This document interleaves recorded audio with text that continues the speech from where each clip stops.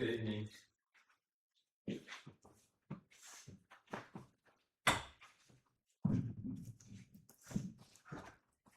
have come to the book of Joel, a fairly short book,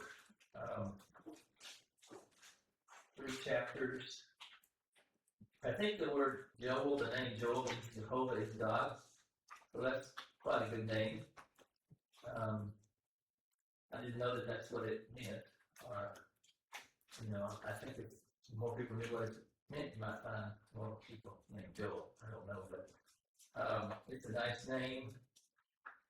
On the sheet that Brent gave us, it's kind of stuck up to the side there. I couldn't read exactly what it said. It had a red circle to it, but I think it said that but people aren't exactly sure what time he prophesied. Some think that he prophesied in the time of Joash, which would have been about 830 BC. And others think it was in the time of Uzziah, which would have been about 750 BC. But he prophesied in one of those times. The thing that is sort of in the backdrop of what this revolves around is a locust infestation, terrible. We sometimes have pretty bad grasshoppers here from time to time. They eat up Mama's tree there she used to have in her front corner patio. Killed all my ligustrum. I heard you couldn't kill a ligustrum with a stick, but grasshoppers can kill ligustrums. Killed them all, and so we've had some fairly bad infestations of them, but we don't really have locusts exactly, although they're similar to grasshoppers.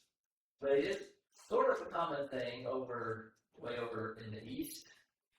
They still have them from time to time. They can be very, very bad. You can see pictures of them sometimes where it just nearly darkens the sun. They're so thick. And they just don't hardly leave anything. And so that's kind of the situation that was going on here.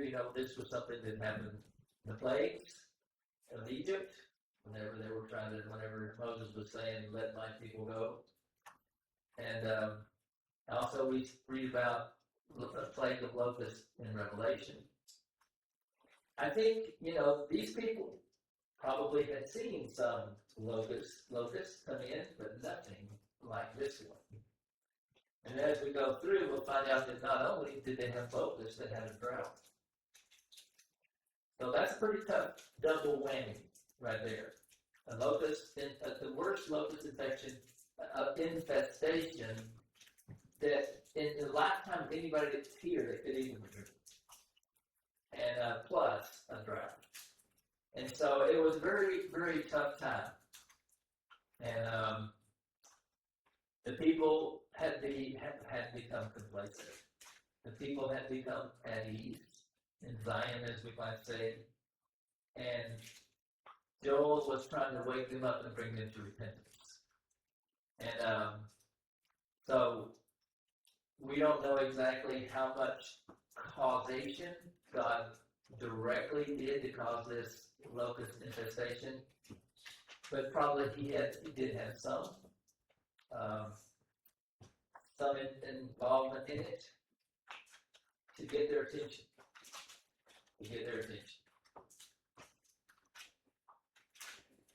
Beginning in verse 1, chapter 1 of Joel. The word of the Lord that came to Joel, the son of Pethuel. Hear this, ye old men, and give ear, all ye inhabitants of the land. Hath this been seen in your days, or even in the days of your fathers? So there's no man living, and no man that's living's father or grandfather saw this. I mean, maybe this had never seen one so severe as this.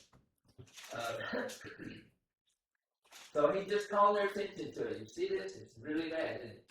What do you think about this terrible, terrible infestation? You've never seen anything like this. Do you maybe wonder why this is happening? Tell your children of it, and let your children tell their children and their children and their children another generation. That's why I think this is not really just metaphorical. Okay, and I'm sure there's some metaphor here for some things, but I think this is a real one, because I don't know, how you exactly tell from generation to generation a metaphor that happened. I think this was really a literal locust infestation. And he said this is going to be something that you're going to tell children's children for generations, that whenever you're wicked, God will visit this upon you through both natural and supernatural means. He says, that which the palmer worm hath left hath the locust eaten. And that which the locust hath left hath the cankerworm eaten. And that which the cankerworm hath left hath the caterpillar eaten. Just everything. I mean, just everything. And, it almost reminds you of what was going on in the 10 plagues in Egypt. And the flies and the locusts and the hail and everything. At some point you're thinking, what's left? What's left for anything else to happen? What other plague can they have? Of course, there was one more plague, and that was the firstborn. So whenever these huge locust things come, they just disrupt the natural balance of the ecosystem. I mean, it's just really catastrophic when it does to it. It takes a long time to recover. You just think about how delicate the ecosystem can be when you introduce something that's not quite the usual thing. When was the last time you saw a horned toad? Been a while, right? You young don't even know what I'm talking about, a horned toad. You thought that the TCU horned frog was just something somebody made up. But there used to be horned frogs all over the place when I was young. Where did they go? Somebody imported fire ants. Okay? And a harvester ant, I'm not sure, but I think it's those large red ants that we used to have everywhere. Those piles of large red ants. They're kind of coming back. I've seen them here and there, only out on some survey jobs. They're coming back a little bit. But the fire ants overwhelm the harvester ants. And the harvester ants is what the horned toads ate. They knew how to stick their tongue in between the pinchers and the stinger. And if they did get stung, they had sort of a natural immunity to that particular poison. They didn't have an immunity to fire poison, and they couldn't eat them. And so they just kind of die out. One thing is dependent on another thing is dependent on another thing. In nature, you get rid of all the wolves and the rabbits overrun you, and so forth and so on.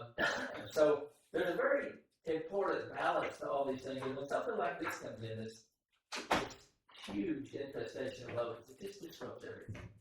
And everything was messed up. Just really messed up. And as we'll see later, on top of that, there was a famine. There was a drought. It's a tough time. A very tough time to live.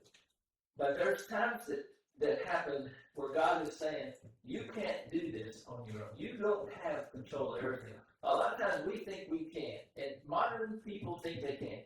In fact, modern people really do believe that AI will allow them to live forever.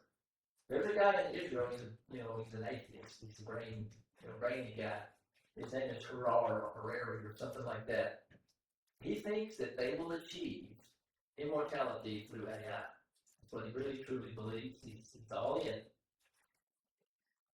He thinks he can control death. And God said, it's the point of the man who wants to die. Mr. Harari is going to die. He's going to die. He's not going to be able to control it. There's things that we cannot control. So these people may be coasting along. Life was good. Life was smooth. Had plenty of food. Got to say hi to people, my friends. Got to visit with my friends. And they got to drink a lot, apparently, as we go through here. And all this kind of stuff. And so sometimes God has to say, you are not in control. You cannot thumb your nose at me over and over and over and make it work out for you. It's just not, eventually it's not going to work for you.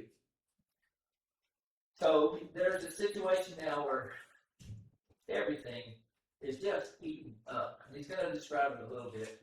Then in verse 5, he says, "Awake, ye drunkards." Now, a drunkard that's a serious thing. Okay, it's a very serious thing. We use, well, they got it where it wasn't a sin; it was just seeds. That quarterback that Texas Tech got, he didn't get very much of a punishment because he had a disease. He had a gambling addiction. So they were going to go easy on him. He finally he's not there anymore. But we minimize sin a lot through this. But in the catalog of sins, and in 1 Corinthians 6 and in Galatians 5, where it talks about homosexuality is in those catalogs, and drunkenness is in those catalogs also. And so it's a big deal. And so these people laying about, lazy people, maybe not enough to do, so they just drink. I don't know what it was. Maybe they just went through the motions. And they were like having a beverage with a meal. They were drinking recreationally, I think. I think that's why you become a drunkard. I mean, if you drink as a beverage with a meal, you probably don't become a drunkard. But when you drink recreational, a lot of people do. "Awake, ye drunkards, and weep." And how? "All ye drinkers of wine, because of the new wine, for it is cut off from your mouth." Okay, so you've been drinking this, and you've been relying on this, and it's always there for you, because there's such a drought, and because everything has been eaten up. The grape trees have been eaten up. The grapevines have been eaten up too. All the grapes have been crashed to the ground, and they've all been eaten up. Where is your wine going to come from? You're going to have to straighten up here. So it's cut off from your mouth. Verse 6, "For a nation is come up upon my land, strong and without number, whose teeth are the teeth of a lion. And he hath the cheek teeth of a great lion." Now, what nation is he talking about? There's a lot of things you could say. You could say, well, he's talking about Egyptians, he's talking about Syrians, he's talking about the Babylonians. I think he's talking about locusts. I think that's the nation. We sometimes see him given human characteristics to animals, like rabbits and different things. And so I think he's talking about this nation of locusts that are so devastating. And there's just nothing that you can do about it. You're going to have to rely on God, if you cannot deal with it on your own. So in America, do we feel like we can do just fine without God? Do you feel like they can do just fine without God? I think a lot of people do. You get sick, you go to the doctor, you expect to get well. If you go to the doctor and you don't get well, then I'm mad at the doctor because I'm supposed to get well. Because people can do this. Why do you go to college all this time for? Why do I pay you all this money if you can't get me well? So, and there are some things that we could do much better than we do if you have the right attitudes and ideas. Like, you can do something about all the fires in California. And you can't stop them all, probably. I don't know that you can stop them all.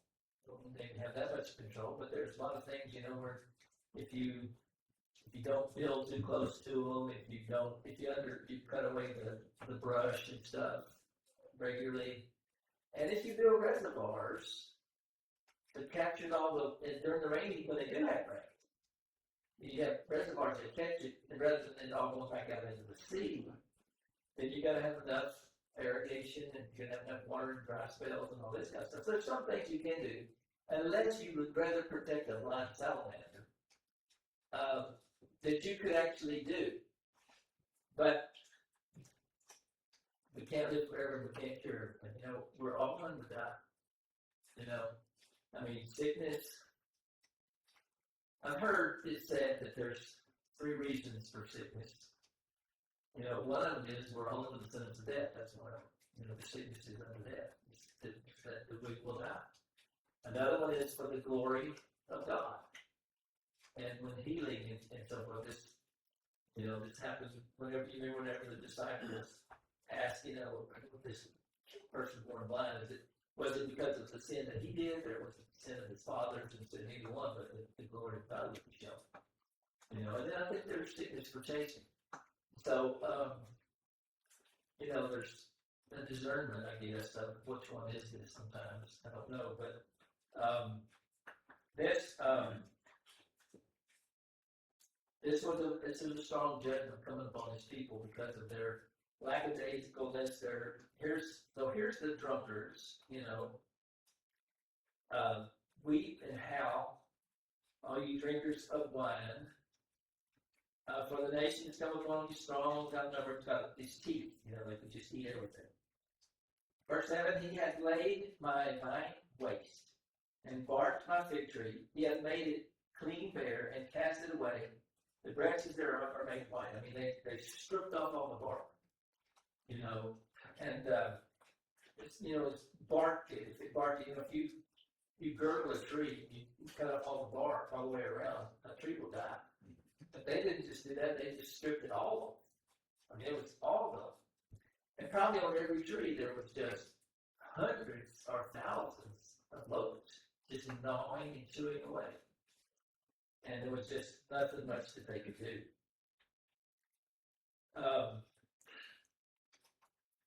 In verse 8, lament like a virgin, girded with sackcloth for the husband of her youth. So she was espoused to a man and he died. And so she would lament. Because this was an important thing, to get married, to have children. That was the very first command ever given by God to humans.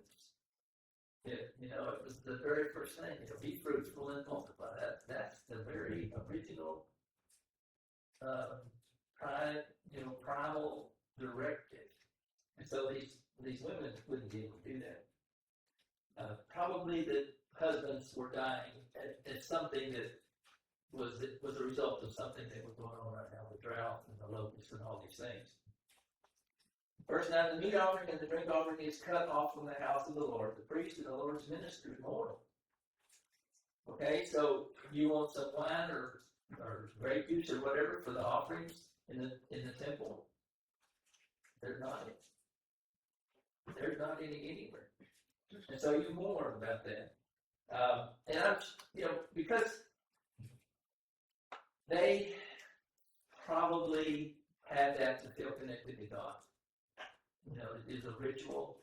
Their hearts maybe not necessarily in it, but it gave them a little bit of a connection to God, and that made them feel better.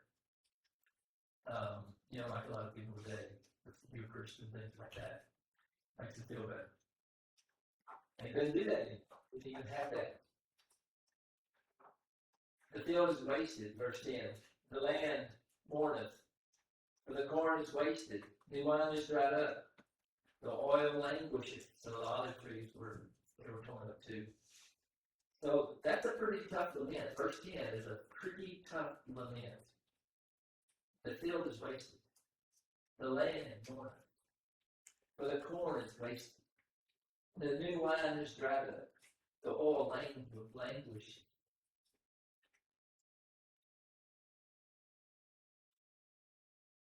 Verse 11, be ye ashamed, O you husbandmen, how, O you vine dressers, for the wheat and for the barley, because the harvest of the field is perished. So he was addressed three, I think he's talking to everybody, but he specifically addressed drunkards, people involved in agriculture, like the vine dressers and the husbandmen and so forth, and the priests. He's addressed those people, and he's talking to everybody. Everybody is complicit in being indifferent to God and to God's ways.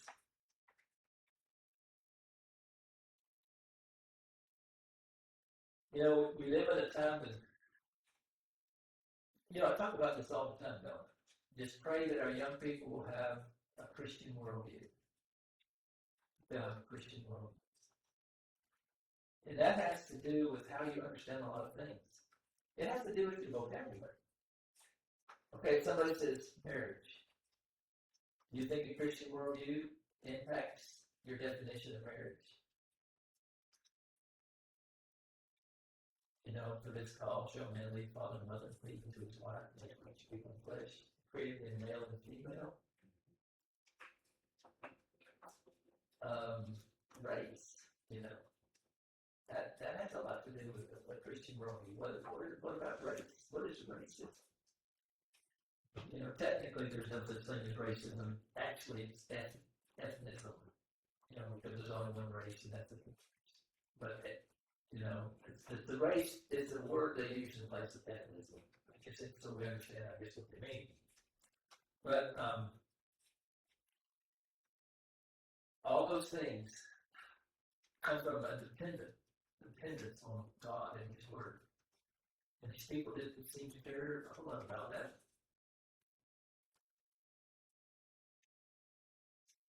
Verse 12, the vine is dried up, and the fig tree languisheth, the pomegranate tree, and the palm tree also, and the apple tree, and all the trees of the field are withered, because joy is withered away from the sons of men.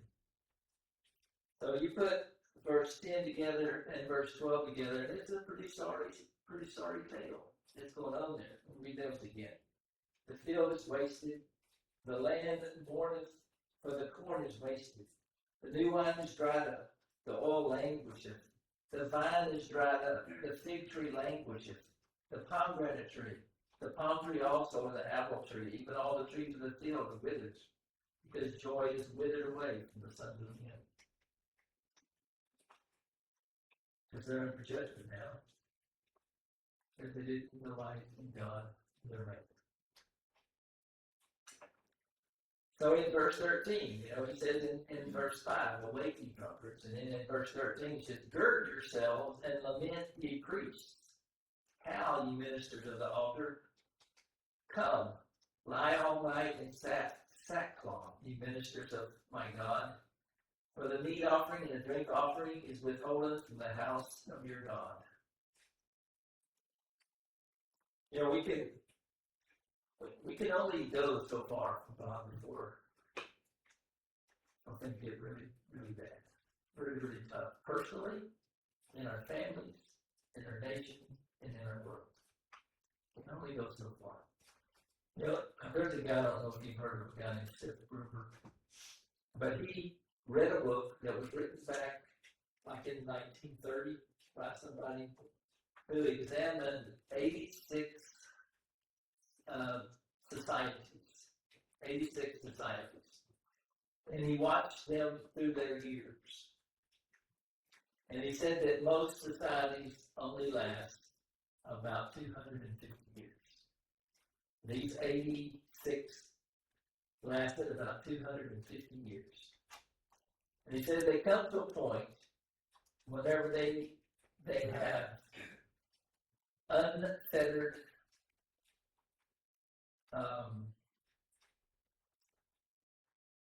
sexual freedom, I guess you could say. Unfettered. And Seth Gruber says that happened in the United States. And when that happens, whenever there's just unrestricted, anything goes, you have 90 to 100 years before you're replaced by another society that has more societal energy than you have. And so he said he believes that happened, that starting point of the 90 to 100 years happened in 1973. This is just his personal belief, you know, what it's worth. But in 1973, that was whenever Roe v. Wade was passed. That was whenever they canceled all of the Sodom laws.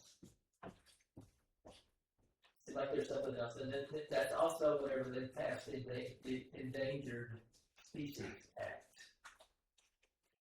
And historically also we do know that whenever you begin to revere animals, you begin to kill your children. Historically, that's how that's connected. And so 86 cultures, societies, when they got to unfettered practice, sexual practice, and had 90 to 100 years left before they were replaced by a society that had more societal energy. Okay? And he thinks that started in 1973. We're on the clock. If we don't turn this thing around, the United States is on the clock. Okay? 90 to 100 years. Some other society will replace America if we don't turn this. I don't know if 1973 is really the clock. But I mean, he did make some pretty good points there. So, these people, you know, they were on the clock when they're going to go into Babylonian captivity. These people eventually, because this guy said, no, this is still early. I mean, there's a lot of years left before they go into Babylonian captivity. So this is kind of some of the early times whenever they were beginning to just thumb their nose in on. Okay, let's move on. 14. Sanctify ye a fast, call a solemn assembly, gather the elders and all the inhabitants of land into the house of our Lord, of the Lord our your God, and cry unto the Lord. So cry out unto the Lord. And that's what we talk about. We need to cry out unto God as Christians and repent about everything. You know, in times that people have done that, like the Great Awakening, different times in our history, that has been effective. Verse 15, alas for the day, for the day of the Lord is at hand, and as a destruction from the Almighty shall it come. The day of the Lord is usually referring to judgment. Okay? And the day that he's talking about here could be the Babylonian captivity, could include that. Also could include the destruction of Jerusalem in AD 70. And also could be the final time, final day of the Lord. Let me wrap this all up. And as it talks about in Hebrews, you know, it says the word of the Lord abides forever, but the earth and everything, he's got to fold it up like you would fold up a cloth. Okay, so there's going to be some fire involved probably also, but think about if you have, like, you got a pair of pants, you know, you're going to put them in your drawer or in your closet, you take it, and I'm going to give it to carry it to short, 3 inches off the plane for the legs or something. I fold it up like this, and I fold it up like this. I fold it up as a vesture, put it away. That's what he's going to do in the final day of the Lord.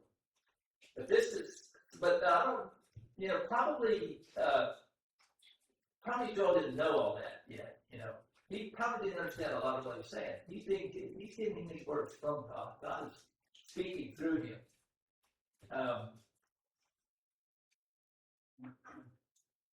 The Almighty shall come. Verse 16, is not the meat cut off before our eyes, yea, joy and gladness from the house of our God. So he talks about that. The seed is rotten under their clods. Now this is talking about the drought. So all the stuff above the ground is beat to death. Okay, and all the stuff under the ground is rotten because there's no water, it's just dying. The garners are laid desolate, the barns are broken down, for the corn is withered. How do the beasts groan? The herds of cattle are perplexed because they have no pasture. Yea, the flocks of sheep are made desolate. O Lord, to thee will I cry, for the fire hath devoured the pastures of the wilderness, the flame hath burned all the trees of the field. So when it's that dry, you have fires. You know, and so what are you going to do? Very tough. The beasts of the field cry also unto thee, for the rivers of waters are dried up, and the fire hath devoured the pastures of the wilderness. So he's in the mode, you know, that's talking to them. This is where you are. This is where you are. Where do we go from here? So there's some choices that they'll have to make. I like the concept of this.